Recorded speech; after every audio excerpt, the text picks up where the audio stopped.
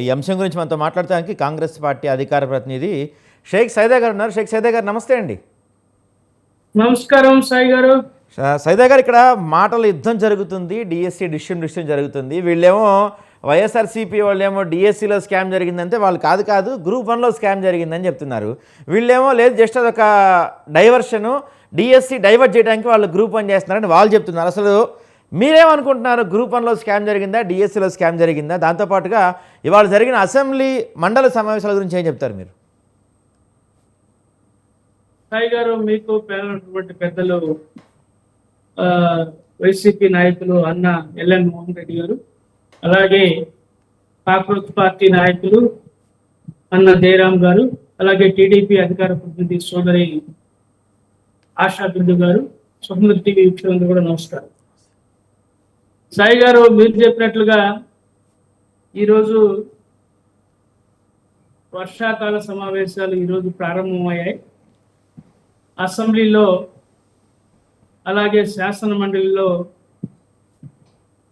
ముఖ్యంగా శాసన మండలిలో వాడివేడిగా చర్చలు జరిగినటువంటి పరిస్థితి మనం చూస్తూ ఉన్నాం.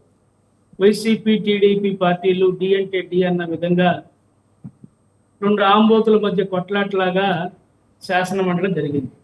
ఒక పక్క అచ్చెన్నాయుడు గారు, మరో పక్క మరి బొత్స సత్యనారాయణ గారు పెద్ద ఎత్తున వ్యక్తిగత దూషణలు కూడా పాల్పడినటువంటి పరిస్థితి మనం చూసాం. వాస్తవంగా మెగా డిఎస్సి గత ప్రభుత్వంలో మరి ఏర్పాటు చేస్తామని చెప్పి ఏర్పాటు చేసినటువంటి పరిస్థితుల్లో తెలుగుదేశం ప్రభుత్వం అధికారంలోకి వచ్చిన తర్వాత సంవత్సరానికి 20 లక్షల ఉద్యోగాలు ఇస్తామని చెప్పి హామీ ఇచ్చి వాళ్ళు డిఎస్సి ప్రకటించారు. 16,000 మందికి మరి ఉద్యోగ అవకాశాలు కల్పించారు. వాళ్ళందరూ మరి పనిచేసుకుంటున్న పరిస్థితి మనం చూస్తాం.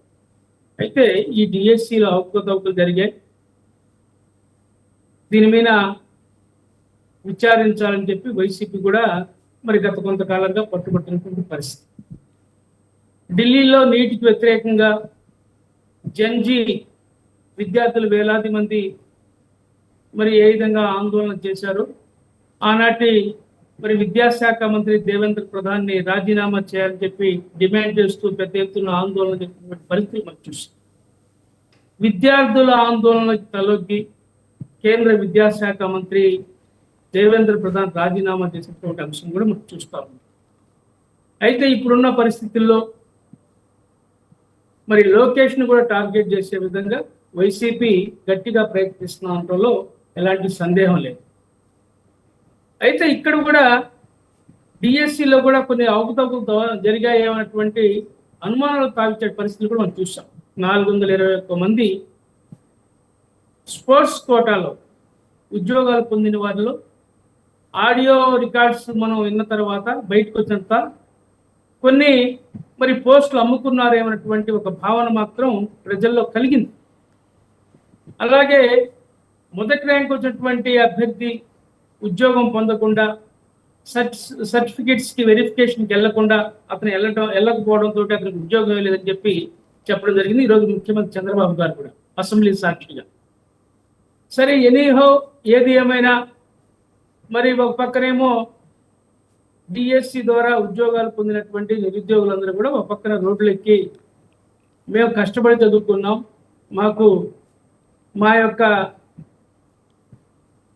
ప్రతిభని మీరు అగౌరవపరుస్తూ ఉన్నారు, మా కష్టానికి విలువ లేకుండా చేస్తున్నారని చెప్పి వాళ్ళు కూడా రోడ్లెక్కి కుటుంబ సమేతంగా మనం చూసాం. నిన్న విజయవాడలో కూడా వేలాది మంది మరి ఆందోళన చేసినటువంటి పరిస్థితి, వైసీపీకి వ్యతిరేకంగా మరి ఉద్యమం చేసిన పరిస్థితి కూడా మనం చూస్తాము.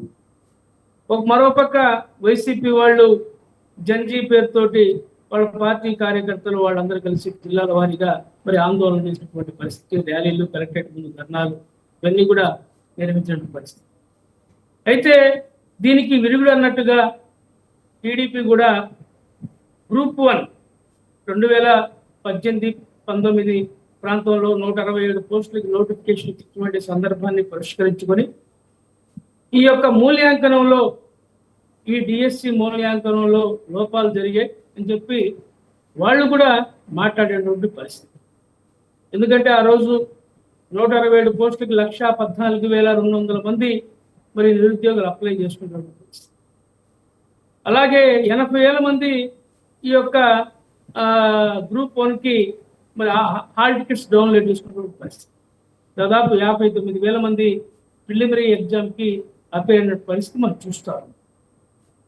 అయితే ఇలాంటి పరిస్థితుల్లో ఇక్కడ కూడా అనుమానాలు తాగొచ్చే విధంగా అప్పుడు ఉన్నటువంటి ఏపీఎస్సి ఆయన కార్యదర్శిగా ఉన్నటువంటి ఐఏఎస్ ఆఫీసర్ పిఎస్ఆర్ ఆంజనేయులు గారు నాయకత్వంలో, ఆయన సారథ్యంలో ఈ యొక్క డిజిటలైజేషన్ జరిగింది హాయ్లాండ్ వేదికగా. ఎందుకంటే ఒక ప్రధానమైనటువంటి ఎగ్జిక్యూటివ్ పోస్ట్ ఇది, అంటే ఒక పరిపాలన సంబంధించినటువంటి కలెక్టర్ తర్వాత ఐఏఎస్ తర్వాత గ్రూప్ 1 క్యాడర్, ఆర్డీఓలు, సబ్ కలెక్టర్లు, ఈ స్థాయి అధికారులు మరి నియామకం జరిగేటువంటి ఈ గ్రూప్ 1 పరీక్షలకు సంబంధించి ఈ యొక్క ఓఎంఆర్ షీట్లు వాల్యుయేషన్ చేయడంలో ఆనాటి ప్రభుత్వం నిర్లక్ష్యంగా వ్యవహరించిందనేది వస్తున్నటువంటి వార్తలు. ఎందుకంటే వాస్తవంగా హాయ్లాండ్ వేదికగా అసలు హాయ్లాండ్ ఎవరిచ్చారు? హాయ్లాండ్లో ఈ ఎగ్జామ్స్ని, ఈ యొక్క ఓఎంఆర్ షీట్లు వాల్యుయేషన్ చేయడానికి, పరీక్షా పత్రాలు వాల్యుయేషన్ చేయడానికి ఎవరు అధికారం ఇచ్చారు, ఎవరు దీనికి కారకులు అనేది కూడా తేలాల్సిన అవసరం. ఎందుకంటే హైకోర్టు కూడా దీని మీద సిట్ ఏర్పాటు చేసింది. ఆ సిట్ కూడా ఒక నివేదిక కూడా ఇచ్చినట్లుగా మనకు అర్థమవుతాం. వాస్తవంగా అక్కడ ఎలాంటి వసతులు లేకపోయినా అది ఒక ప్రైవేట్ రిసార్ట్, ఆ రిసార్ట్లో ఈ యొక్క పరీక్షా పత్రాలు మరి ఏ విధంగా వాల్యుయేషన్ చేస్తారో అర్థం కాదు. అదొక రిసార్ట్, అదొక ఎంటర్టైన్మెంట్ పార్క్. అక్కడ తీసుకెళ్ళి ఈ పరీక్షా పత్రాలన్నీ స్టోరేజ్ చేసి 1 రోజు 2 రోజులు కాదు, 80 రోజుల పాటు దాంట్లో స్టోరేజ్ చేసి దాదాపు 4-5 సార్లు ఆ ప్రశ్నాపత్రాలని ఆ యొక్క స్టోర్ రూమ్ని మరి తాళాలు తీసి చూసినటువంటి పరిస్థితి. ఎందుకంటే ఆ లాక్ బుక్లో రాయాలి, ఎందుకు తీస్తున్నాం, ఎందుకు చేస్తున్నాం అనేది వివరంగా రాయాల్సినటువంటి అవసరం ఉంది. 15 రోజుల సీసీ ఫుటేజ్ లేకున్నటువంటి పరిస్థితి వాస్తవం. ఇవన్నీ కూడా ఒకరి మీద ఒకరు ఆ ఆరోపణలు చేసుకుంటా కాలయాపన చేసేటువంటి పరిస్థితి సమంజసం. కేవలం 4 రోజులు మాత్రమే మరి సభలు నిర్వహిస్తున్నామని చెప్పి బిజినెస్ కమిటీలో నిన్న వాళ్ళు ఈరోజు మరి వాళ్ళు తీర్మానించినటువంటి పరిస్థితి. స్పీకర్ గారి అధ్యక్షత మరి అన్ని పక్షాల నాయకులు కూర్చొని మాట్లాడుకుని 4 రోజులు సభలు నిర్వహిస్తామని చెప్పారు. సైదా గారు, దీంతో పాటుగా ఇప్పుడు అంటే పార్టీల పరంగా చూసుకుంటే అంటే మీరు ఢిల్లీలో జరిగిన ఉద్యమానికి పెద్ద ఎత్తున మద్దతు ఇచ్చింది కాంగ్రెస్ పార్టీ. మరి రాష్ట్రంలో జరుగుతున్న ఈ డిఎస్సికి వ్యతిరేకంగా లేకపోతే జరుగుతున్న ఉద్యమానికి కాంగ్రెస్ పార్టీ ఎక్కడ కనిపించడం లేదు. ఇంతకీ మీరు డిఎస్సి వైపు ఉన్నారా, గ్రూప్ 1 వైపు ఉన్నారా?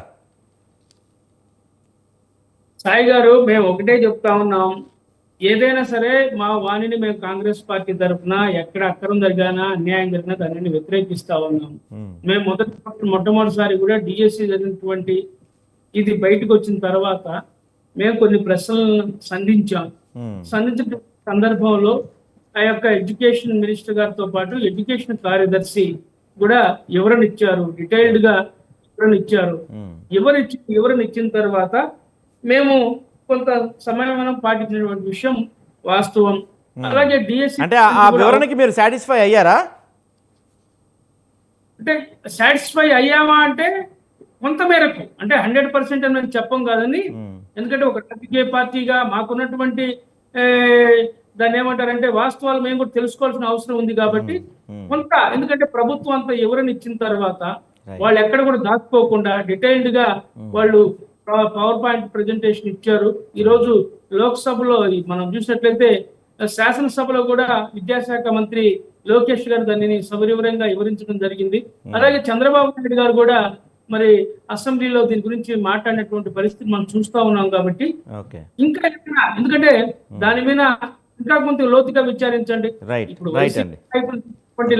లేవనెత్తినటువంటి అంశం మీద మీరు ఇంకొంత క్లారిటీ ఇవ్వండి, నష్టమేం లేదు.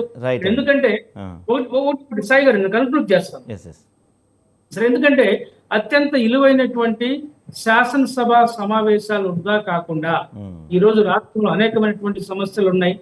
రాష్ట్రంలో యువత ఎదుర్కొన్నటువంటి అనేక సమస్యలతో పాటు నిరుద్యోగ సమస్యతో పాటు మనం చూస్తున్నాడు రైతులకు గిట్టుబాటు ధరలు, పొగాకు రైతులు అల్లాడిపోతా ఉన్నారు. పొగాకు రైతులు గిట్టుబాటు ధరకు ఆత్మహత్యలు చేసుకున్నటువంటి పరిస్థితి ఈ రోజు రాష్ట్రంలో స్పష్టంగా గోచరిస్తా ఉంది. అధిక ధరలు ఈ రోజు సామాన్యుడు పప్పు ఉప్పు మరి కొనలేటువంటి పరిస్థితుల్లో ఉన్నాడు. అలాగే రాష్ట్రంలో శాంతి భద్రతల సమస్యలు ఉన్నాయి.